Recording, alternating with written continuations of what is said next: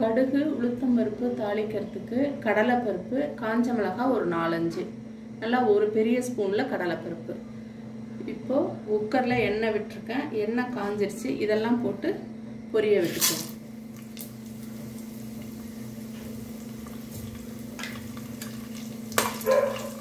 நல்லா பொரிஞ்சு வரட்டும். கடுகு உளுத்தம் பருப்பெல்லாம் பொரியங்காட்டியும் ஒரு 10 பூண்டை வந்து நான் நீட்டமாக கட் பண்ணி வச்சுருக்கேன். இப்போ அது பொரிஞ்சோன்னா அந்த பூண்டையும் அதில் போட்டுக்கலாம். கடுகு உளுத்தம் பருப்பெல்லாம் பொரிஞ்சிருச்சு. இப்போ பூண்டை அதுக்குள்ள போட்டுக்கலாம்.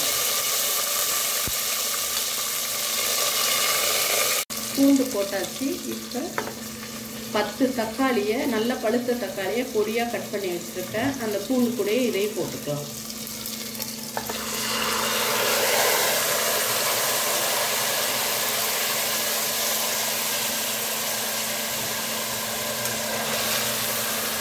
வதக்கி விட்டுக்கலாம். தேவையான அளவு உப்பு போட்டுக்கலாம். சாஃப்ட் ஆகிடும். தக்காளியும் நல்லா வதங்கியும் வந்துடும் சீக்கிரமா. மஞ்சத்தூள் போட்டுறலாம்.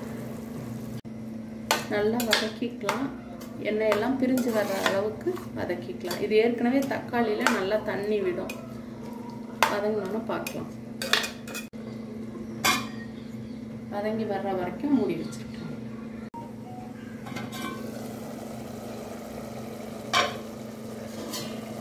நல்லா வெந்துருச்சு. எண்ணெயும் நல்லா பிரிஞ்சு வந்துருச்சு. இப்போ இது கூட நம்ம வந்து பச்சை பட்டாணி பெரிய கைப்பிடி ஒன்று எடுத்துருக்கேன். அதை வந்து போட்டுக்கலாம். வேகாத பச்சை பட்டாணி, வேக வைக்காத பச்சை பட்டாணி. இதை நல்லா மிக்ஸ் பண்ணி விட்டுட்டு காரமெல்லாம் போட்டுக்கலாம். காரம் வந்து அவங்கவுங்களுக்கு ஏற்ற மாதிரி.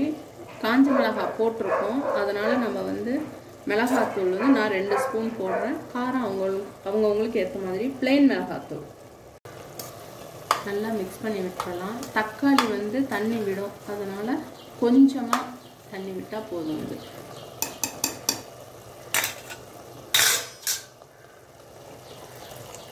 ஒரு 1/2 டம்ளர் தண்ணி விட்டுருக்கேன். 3 விசில் விட்டு எடுத்துக்கலாம்.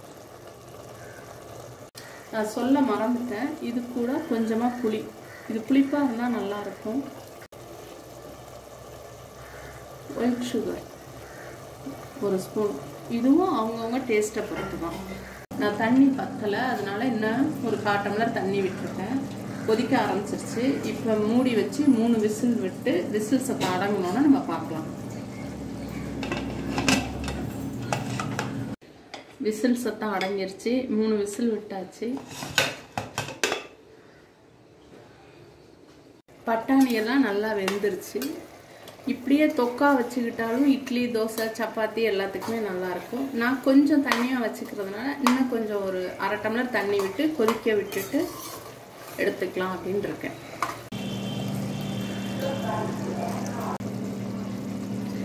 ரெடி ஆயிடுச்சு. எண்ணெயெல்லாம் பிரிஞ்சு வந்துருச்சு. எல்லாமே நல்லா வெந்துருச்சு. இந்த கன்சிஸ்டன்சி எங்களுக்கு இருந்தால் போதும். வெங்காயம் இல்லை, வாங்கிட்டு வரணும். சரி, வெங்காயம் இல்லாமல் இதை பண்ணிடலாமே அப்படின்னு சொல்லிட்டு பண்ணிட்டோம். இது ரொம்ப டேஸ்ட்டாக இருக்கும். ட்ரை பண்ணுங்கள், என்ஜாய் பண்ணுங்கள். தேங்க்யூ.